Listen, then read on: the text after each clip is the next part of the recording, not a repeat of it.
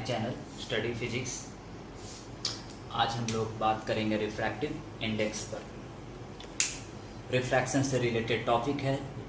देखिए refractive index है क्या, हम लोग टॉपिक पे अब चलते हैं। देखिए रिफ्रैक्टिव इंडेक्स, फर्स्ट क्वेश्चन कि ये है क्या।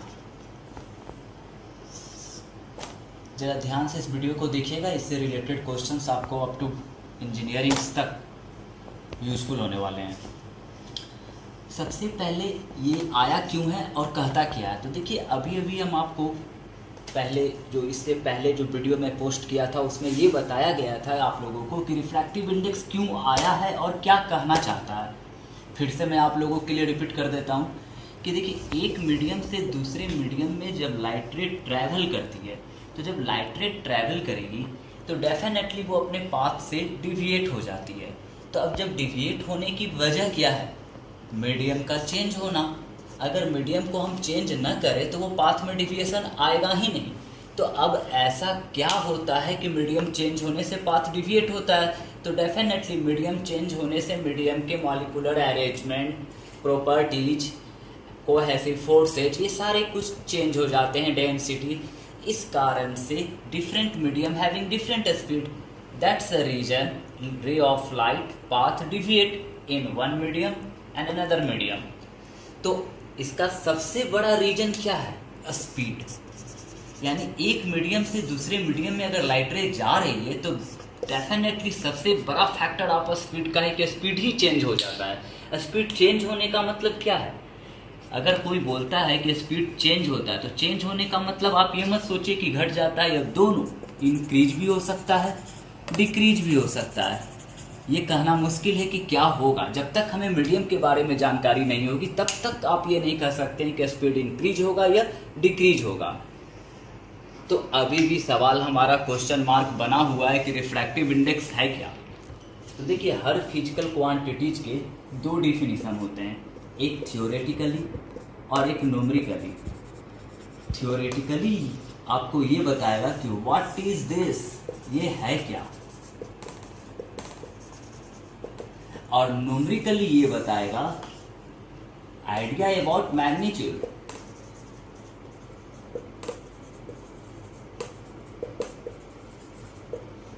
एक बता रहा है मैग्नीट्यूड का आइडिया और एक बताएगा कॉन्सेप्ट। चलिए पहले थ्योरेटिकली बात करते हैं।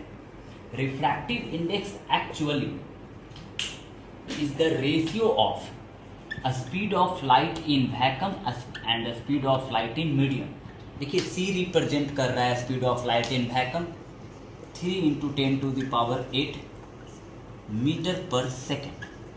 This is the speed of light in particular medium. अगर आप ग्लास है, वाटर है, कौन सा मीडियम आपके पास है, जो भी मीडियम रहेगा वो यहाँ पर आप स्पीड लिख देंगे और यूनिट तो सेम ही होगा, SI मीटर पर सेकेंड। तो पहला आपको आंसर मिला कि refractive index is the ratio of speed of light in vacuum to speed of light in particular medium. अब यहाँ पर ध्यान चला जाता है वैक्यूम से क्यों बार बार बात किया जा रहा है, क्योंकि वैक्यूम में मैक्सिमम स्पीड ऑफ लाइट है, इसलिए इसी से कंपेयर किया जा रहा है सारे मीडियम का कि स्पीड ऑफ लाइट इससे कम है और डेफिनेटली कम ही होगा वैक्यूम के रिस्पेक्ट में। अब हम लोग जब सॉल्व करेंगे तो अब आप सोचिए कि ये तो मीटर पर सेकंड कट जाएगा, तो रिफ्रैक्टिव इंडेक्स का कोई नो SI यूनिट, ये कोई SI यूनिट इसके पास नहीं है। तो ये बताता क्या है, तो refractive index gives idea about changing speed of light in different optical medium.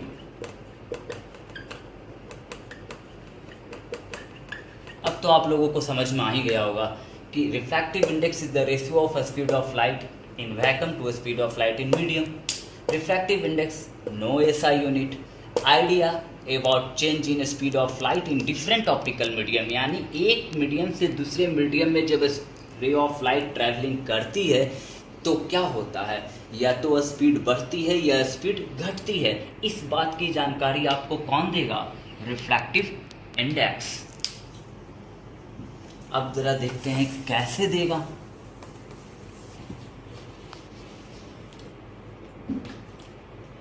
ये देखिए फिर से अगेन रिफ्रैक्टिव इंडेक्स टाइप का रिफ्रैक्टिव इंडेक्स आपको पढ़ाया जाएगा। First absolute refractive index RI and second relative refractive index.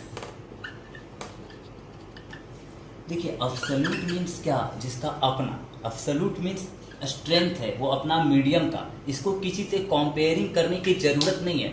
Absolute self strength, relative comparison strength. जैसे हम कहते हैं ना कि वो ए लड़का है और बी लड़का है, ए बी से ज़्यादा तेज है, तो आप यहाँ रिलेटिव कर दिए, तो इसलिए ये रिलेटिव है। कोई दो मीडियम में कंपेयर करेंगे तब आप रिलेटिव वर्ड यूज करेंगे। अब्सोल्यूट किसी मीडियम का अपना, तो अब्सोल्यूट क्या है, mu N equal to C by V M.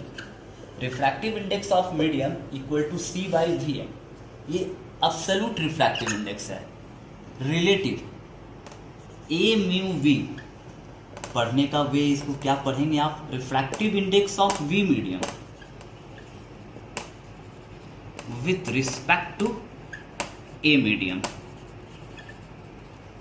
Equal to mu we by mu A. Very very important of this, ज़्यादातर क्वेश्चन आपको इससे एग्जाम में मिलेंगे। अब देखिए इसके क्वेश्चन आप कैसे सॉल्व करेंगे।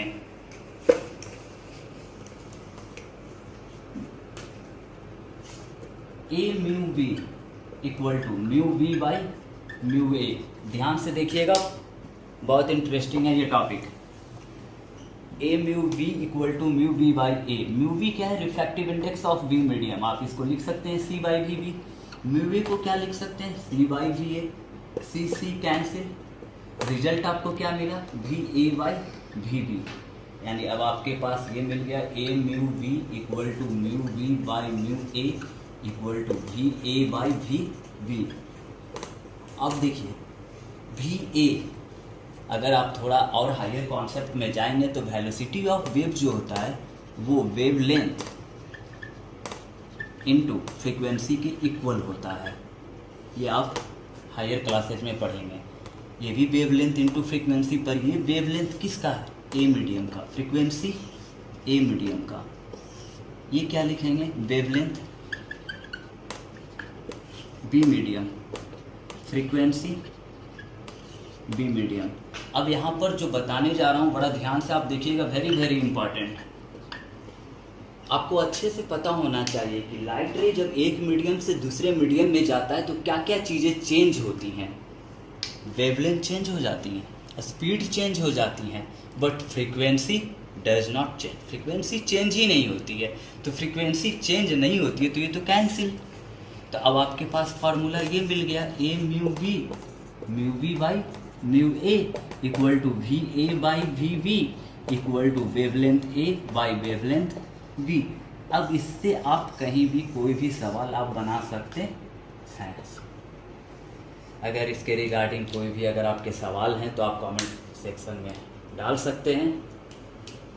Thank you.